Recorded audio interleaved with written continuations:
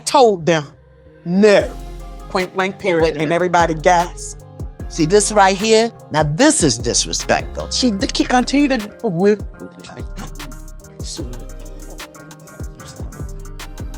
Okay, let's go. Yeah, come. They thought this story was buried with Traci, but tonight, a whole new side of the Braxton family mess is bubbling up online. According to fresh reports and conversations floating around the internet, people close to the situation claim that Traci Braxton's husband, Kevin, is finally done staying quiet. The word is he feels betrayed, blindsided, and hurt in a way that goes way beyond normal family tension. Allegedly, behind closed doors, after Traci passed, certain family members weren't just arguing over memories and grief. The whispers say they were trying to control her legacy, her estate, and even her son. And the most disturbing part of these new claims?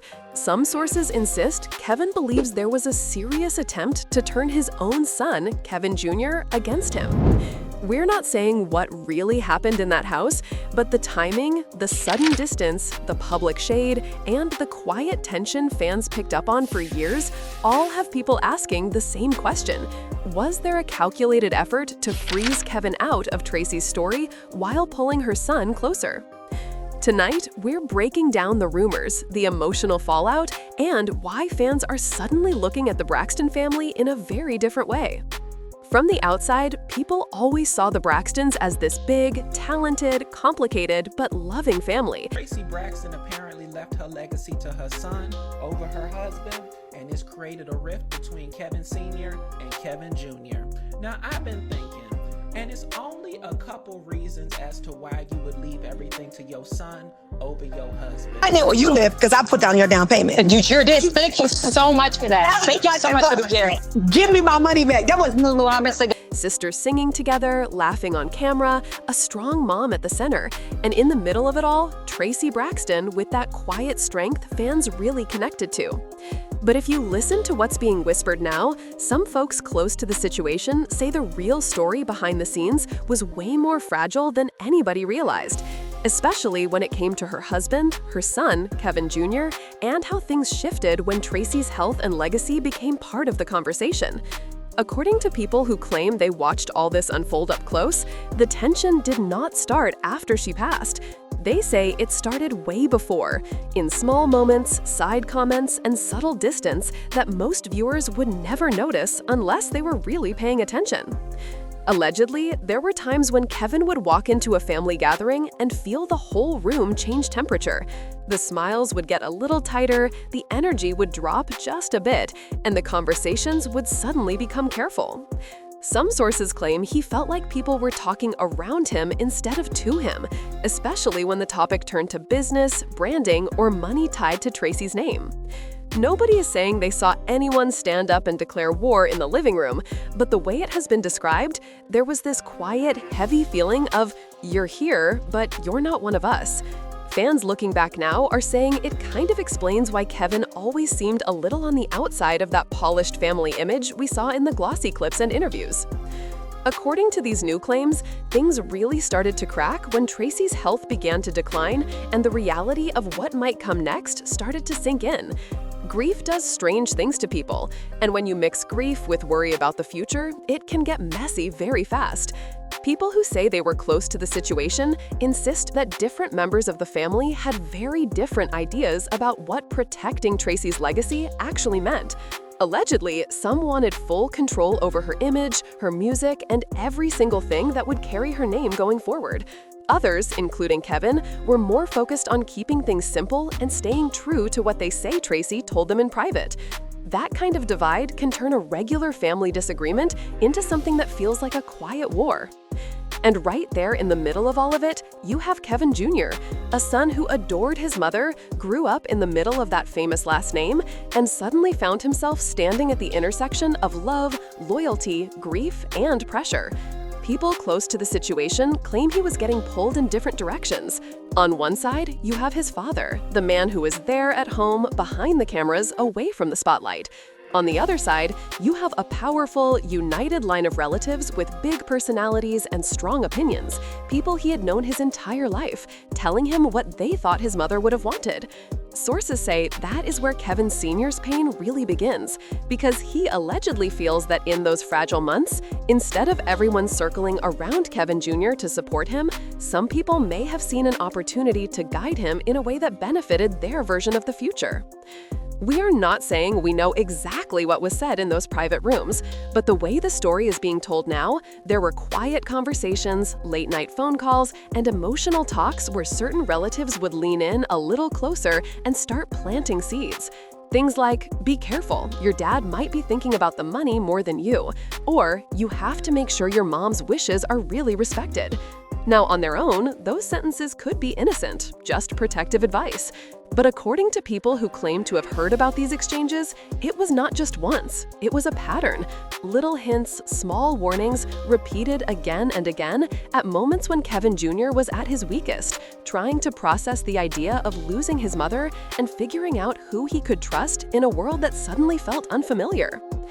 That is where the title of this whole situation comes into play. Behind the scenes, some sources say Kevin Sr. has been telling people quietly for a long time, "I feel like they tried to turn my own son against me." Not in a loud, dramatic speech with cameras rolling, but in those calm, broken sentences that come out when a person is still trying to understand how everything went sideways. Allegedly, he believes certain family members used his wife's illness, the confusion around legal paperwork, and his son's grief as a way to push him out of the circle when it came to decisions about Traci's legacy. And whether that is fully true or not, the pain in that feeling alone is enough to have fans talking, arguing, and picking sides online. Social media has been flooded with opinions. Some fans are saying this sounds like a grieving husband looking for someone to blame, while others are insisting, no, this fits with the energy we have seen for years. People have been pulling up old clips, rewatching awkward moments, and pointing out scenes where Traci seemed sidelined or where Kevin looked uncomfortable. Comments under old episodes and interviews have turned into mini investigation threads, with viewers saying things like, "Look at how they talk over him here," or "Notice how Traci looks at Kevin when the topic of money comes up." It's not proof of anything, but the more these stories circulate, the more fans feel like all those subtle details they once ignored are now part of a bigger puzzle. Friends of the family, or at least people who claim to know them in real life, have been chiming in too. Some are defending the sisters, saying they would never intentionally separate a father from his son, and that any tension was just raw emotions spilling out in a painful time. Others quietly back up Kevin's side, saying they always felt like there was a line in the sand, a them and him division that nobody wanted to acknowledge out loud. One person allegedly said in a private conversation that has since been repeated online, it was like there were two versions of Traci's life, the public sister and the private wife and mother. And after she was gone, those two worlds went to war. Underneath all of this is the question that won't go away. What did Traci actually say to the people she trusted most before she passed? Did she leave specific instructions, clear enough to erase any confusion? Or did she share different pieces of her wishes with different people? Come together in love and figure it out? According to some claims, Kevin is absolutely sure he knows what she wanted because of their conversations at home, late at night, away from the cameras and the noise. Meanwhile, others in the family reportedly insist they also heard from Traci directly, and that their version of her wishes is the one that truly honors her spirit, her faith, and her years of sacrifice. When multiple people all feel they are protecting the same person, that is exactly how you end up with a family split right down the middle. So when you hear that line, "They tried to turn my own son against me," it hits deeper than just drama for the internet. It sounds like a man who watched his relationship with his child change in ways he never expected. At the same time, he was losing his wife. Whether the influence was intentional or just the natural fallout of grief and confusion, the impact on Kevin and Kevin Jr.'s bond is something people close to them say you can feel even now. Some say there were days the calls got shorter, the messages less frequent, and the distance between father and son started to feel less like geography and more like walls slowly being built one brick at a time. According to people who claim they watched this up close, it did not happen in one dramatic explosion.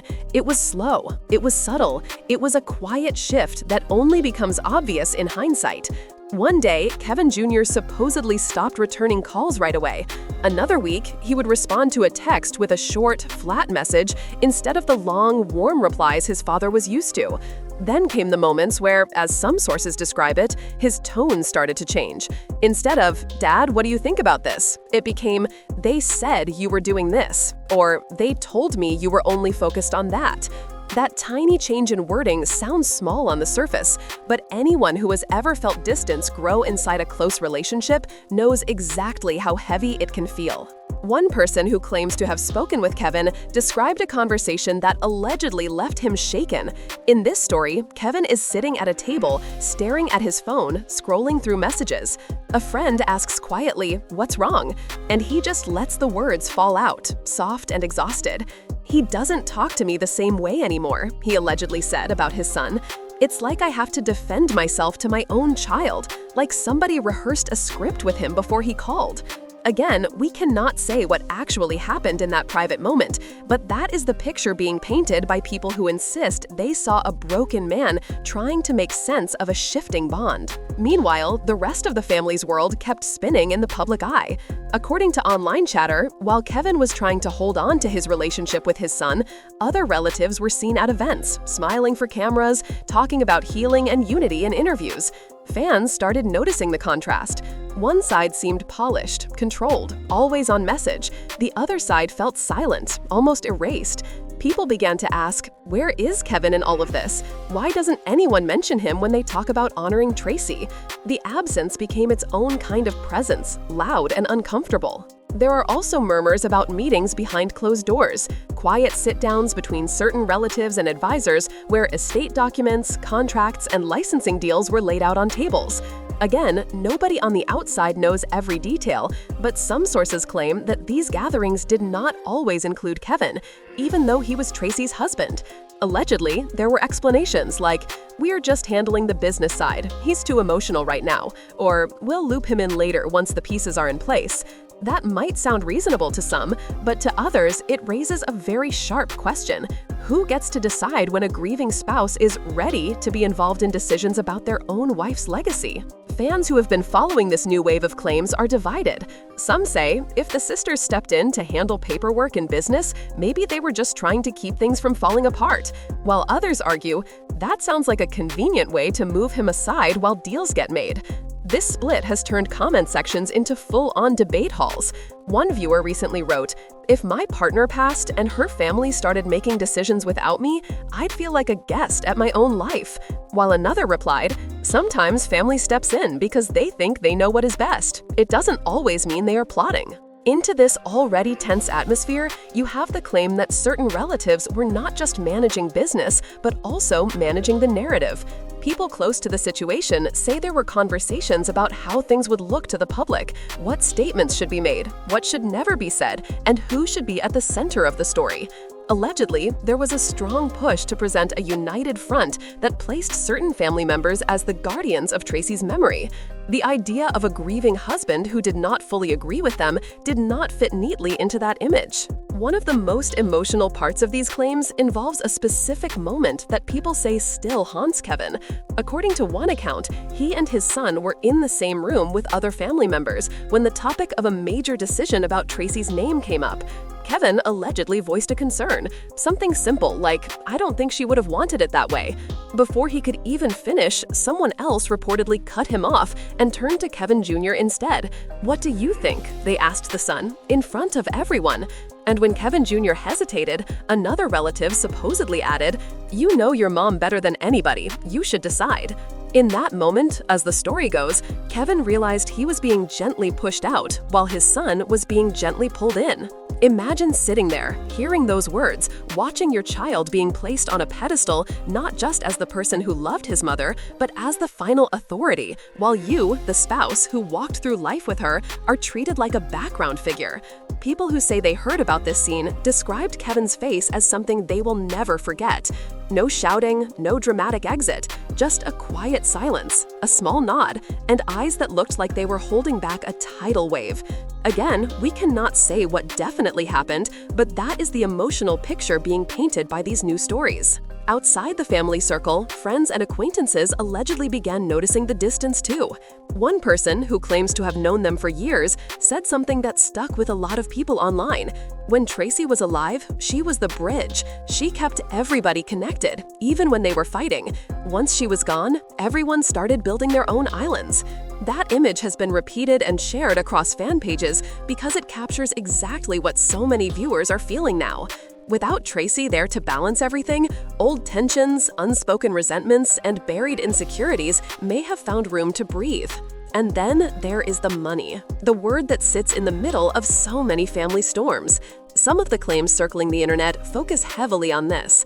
Whispers about unpaid debts, old business deals, and the possibility that controlling Traci's estate would not just be about emotional protection, but also about future income. People who lean towards Kevin's side of the story say, look at the timing, look at who stood to gain stability if they had influence over her legacy. Those who defend the other relatives say, that's a harsh judgment. Sometimes family steps in because they're the ones with experience in the industry. Not everything is a scheme. Once again, the truth is buried somewhere between perception, pain, and perspective. Some sources, including people who say they have been in contact with Kevin, there were days when he wondered if he should speak publicly and just lay everything out. But he allegedly held back again and again. Part of it, they say, was respect for Traci. Part of it was fear of making the gap with his son even wider. And a big part of it was exhaustion. Imagine trying to grieve your wife while also feeling like you have to prepare for a public debate against people who shared her last name. It is the kind of pressure that would make anyone think twice before opening their mouth, even if they feel they are standing in the right. The silence itself became its own kind of statement. Fans began asking, if he really feels this way, why doesn't he just say it? While others responded, maybe because every time he tries, he gets painted as bitter or unstable. And that, according to people who claim to be close to him, is the heart of his frustration. Allegedly, he feels like no matter what he does, he loses. If he stays quiet, people assume he has nothing to say. If he talks, he risks being cast as the problem in a story he believes has been twisted from the beginning.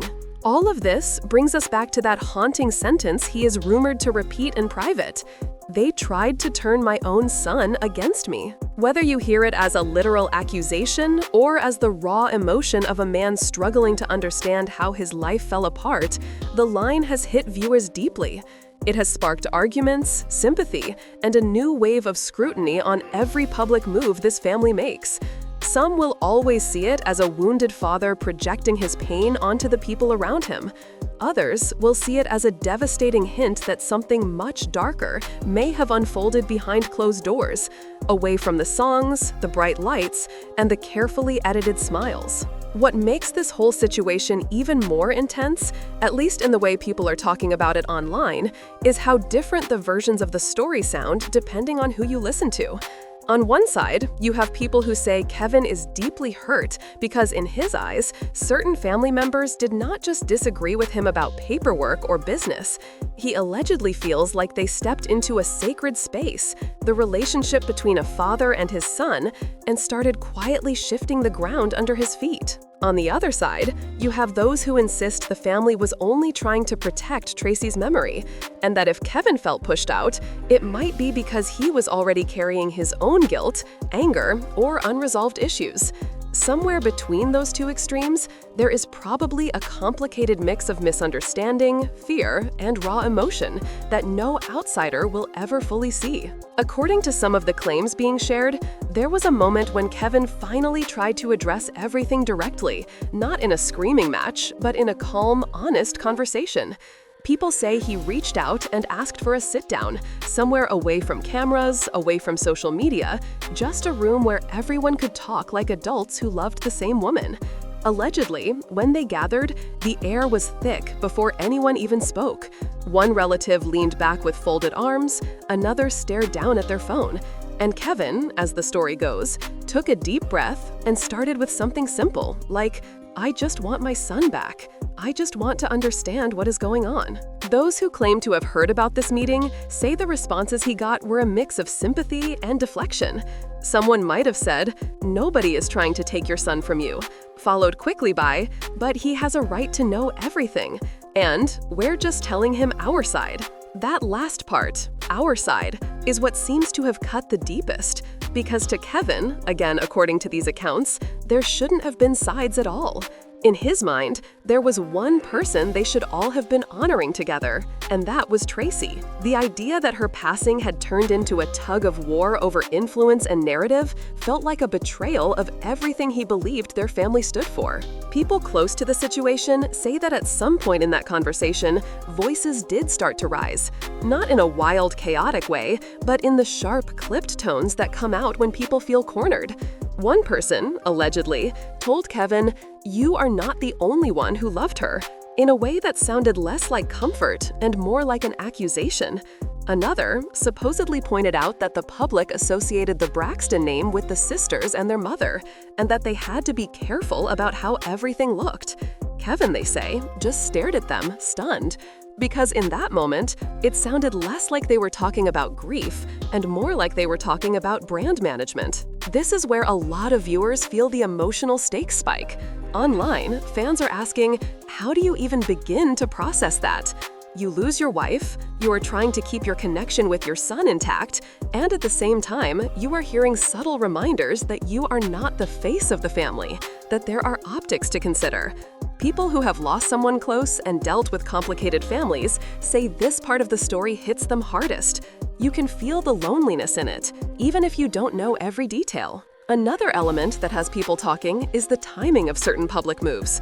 According to online discussions, while Kevin stayed mostly low-key, other family members appeared in interviews, episodes, or social media posts talking about their journey through grief and how they were protecting Traci's legacy. Again, this might have been their genuine truth, their real way of coping. But for those who lean toward Kevin's perspective, it looked like a carefully polished storyline being rolled out while he stayed in the shadows. Why doesn't anyone ask him how he feels? One fan wrote under an old clip. Why is it always everyone else explaining what she wanted? People who say they have checked in on Kevin describe a man who is tired, not just physically, but spiritually. Allegedly, he has said things like, "I never wanted a fight, I just wanted my family." And, "If they had just come to me and talked to me straight, we wouldn't be here." Whether you believe every detail of that or not, you can hear the exhaustion in those kinds of sentences.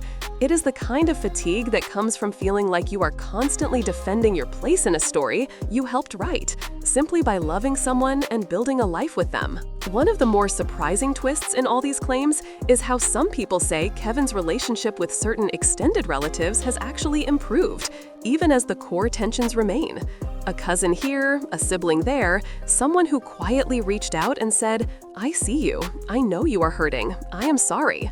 Those small gestures, according to the whispers, have meant more to him than any big public apology ever could.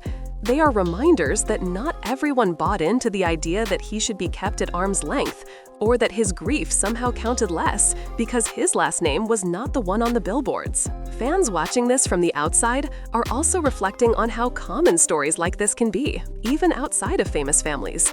People have been commenting things like, "This happened when my grandmother passed. Suddenly, everyone turned cold over her house and savings." Or, "When my father died, my mom and his relatives barely spoke again because of money and control." That's part of why this particular situation resonates so much. It is not just about music, television, and a well-known family name. It is about the painful reality that death often exposes every crack that was already there, and sometimes creates a few new ones along the way. Through all of this, one reoccurring theme in the online conversation is that nobody outside those walls knows every truth. Viewers are repeating that reminder to each other even as they share their opinions. "We only see a piece," some say. "We don't know what private mistakes everyone made." Others point out that grief can make people behave in ways they later regret, and that maybe some of the things being described were born out of fear and confusion more than cold calculation. That does not erase the hurt, but it does add another layer of complexity. Still, the idea that someone feels their bond with their child was weakened because other people stepped in with their own fears and agendas is a powerful one. It makes people ask hard questions. Did anyone stop in the middle of all those whispered warnings and ask, how will this affect the relationship between father and son? Did anyone pause and say, maybe we should not speak on this unless all of us, including him, are in the room? Or were those moments drowned out by tension, by old resentments, by the silent pressure to secure certain outcomes before the dust settled? People close to Kevin, at least in these retellings, say that if there is one thing he cannot shake, it is the feeling that the person who should have been protected the most, his son, ended up caught in the crossfire. Not just emotionally, but mentally, carrying conflicting stories, mixed loyalties, and a heavy, invisible weight that no young man should have to shoulder after losing his mother. Fans who are more sympathetic to Kevin's side say that even if nobody set out with a plan on paper, the results still felt the same to him. A widening gap, a constant question mark, a sense that others had more influence on his child's view of him than he did. And yet, there are also those who say that over time, truth has a way of surfacing, even without public statements. Little moments, small conversations, quiet realizations, a phone call where the tone softens, a memory that only a father and son share, a story that suddenly does not line up with something someone else said. Those are the cracks where light can start to come back in, even after everything that has been broken. People who hold on to hope believe that no matter how much tension has been described, there is still space for healing if everyone involved chooses to tell the full truth, face their own flaws, and put love above pride. For now, though, from the outside looking in, all anyone has to go on are these claims, these stories, and the visible gaps in the public picture.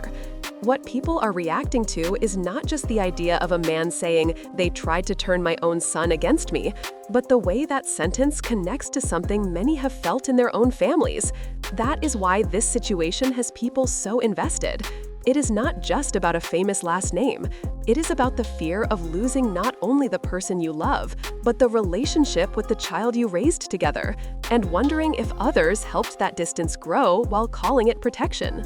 According to people who keep an eye on everything this family does, the most revealing moments have not come from big public statements, but from the little cracks that show through when nobody is trying to perform. An unexpected like on a post, a quiet unfollow, a picture that stays up when everyone thought it would be deleted, or a comment that gets typed, posted, and then wiped within minutes. Those tiny signals are what fans have been reading like clues, trying to figure out where everyone really stands. Some say they have noticed Kevin showing soft support for his son online, even when the larger family circle seems to be moving in a different direction. A heart on an old photo, a simple "love you" under a memory post. Nothing dramatic, nothing messy, just small reminders that he is still there, still reaching out across whatever distance exists. There are also claims floating around that at one point, someone close to the legal side of things stepped in and quietly tried to bring a little order to the storm. Not in front of cameras, not with press releases, but behind closed doors.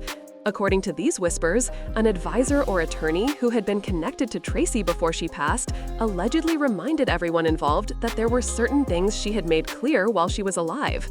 How much of that is true and how much is just internet storytelling, nobody on the outside can say for sure.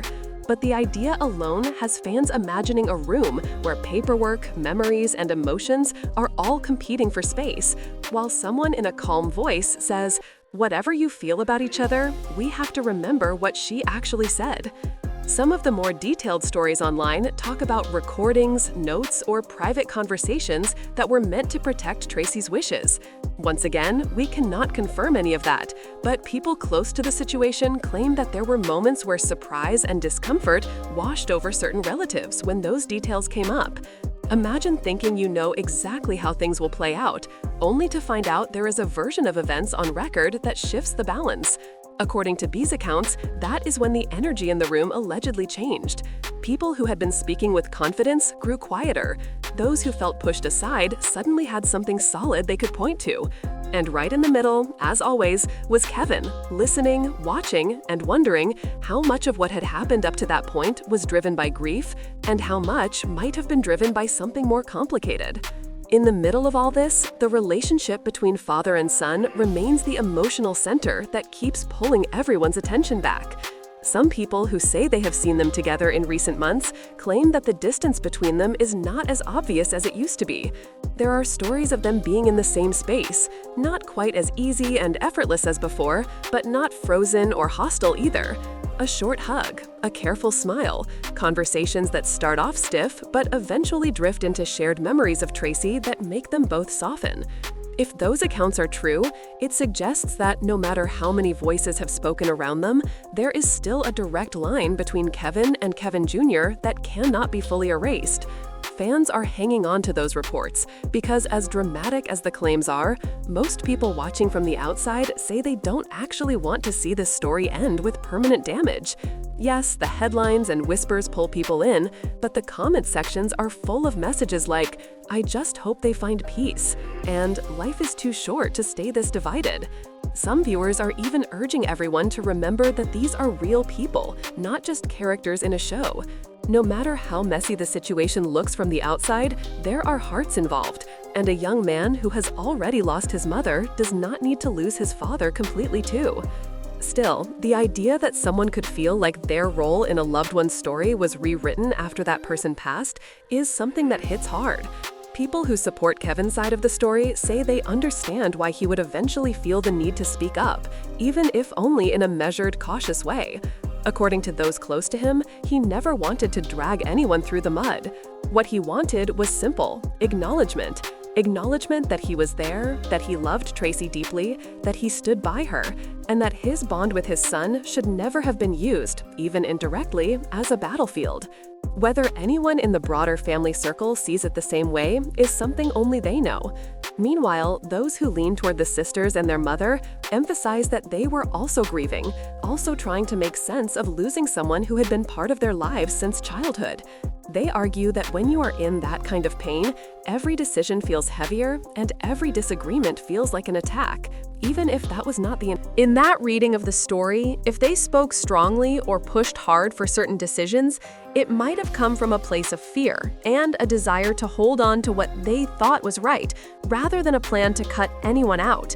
And for some viewers, that possibility matters because it introduces a version of the story where nobody is completely innocent, but nobody is entirely monstrous either.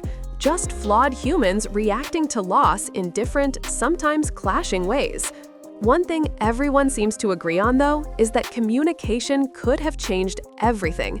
If the claims are even half true, there were so many moments where someone could have said, "Let's all sit down together," instead of talking in smaller circles. Opportunities where a simple "I feel hurt" or "I am scared about the future" might have opened a door instead of building another wall. But those chances slipped by, buried under waves of tension, schedules, pride, and the pressure of public perception. And now, instead of one clean narrative, the world is left with a handful of versions, each filtered through the pain of the person telling it. People close to the situation say that what pushed Kevin closest to finally breaking his silence was not the business side, or even the estate debates, but the ongoing feeling that his story was being told without him. Every time a new segment went out, every time someone spoke about honoring Traci's wishes without mentioning him, it allegedly felt like another line being erased. Some sources say he has described it as watching my life get edited in real time, like someone was cutting and pasting around him. That image has really stuck with fans, especially those who have felt sidelined in their own families after a major loss. And yet, even with all of that pain and frustration, there is still a thread of restraint running through the way people say Kevin talks about all this. They claim he does not sit around screaming names or listing every offense. Instead, he goes back to a handful of points: his love for Traci, his desire to protect what they built, his fear of losing his son, and his disappointment in how certain moments were handled. Whether you believe every piece of this ongoing conversation or not, those core feelings are ones many people can understand, even if they have never been anywhere near a spotlight. At the same time, some fans are calling for everyone, including viewers, to hold space for nuance.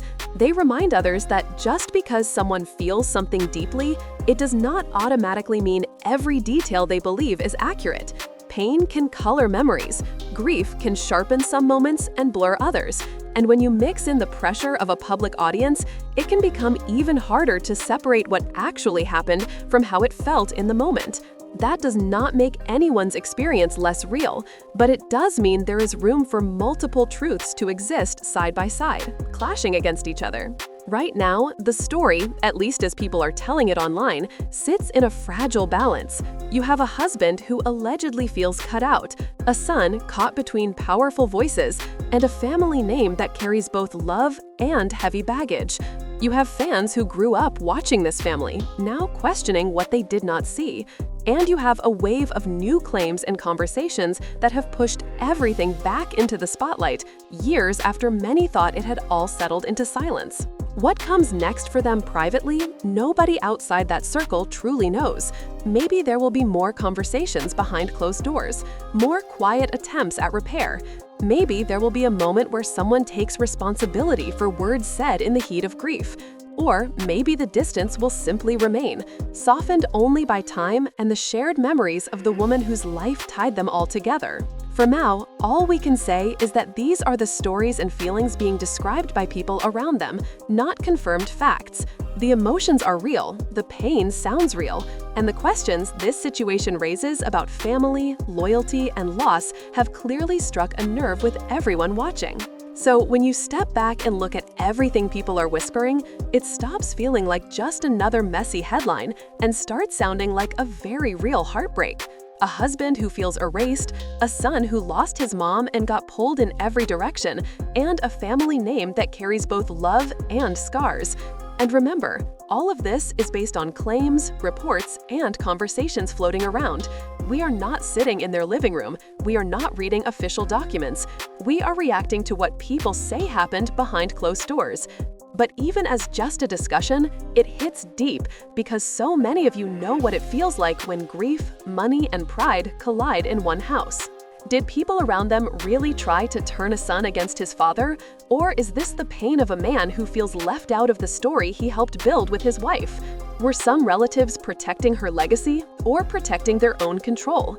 Are we watching a cold strategy or just broken people stumbling through the worst moment of their lives? Those are the questions hanging in the air right now, and there are no simple answers. And this is where you come in. I want to hear what you think after hearing all these claims and reactions. Do you feel like Kevin has a point when he says it felt like they tried to pull his son away from him? Or do you think there is more to the story that nobody on the outside will ever really know? If you made it this far, do me a favor. Hit like if you want more deep dives into stories like this, and make sure you subscribe so you don't miss the next update when more pieces of this puzzle surface. And drop your thoughts in the comments, because your perspective is what keeps this conversation going.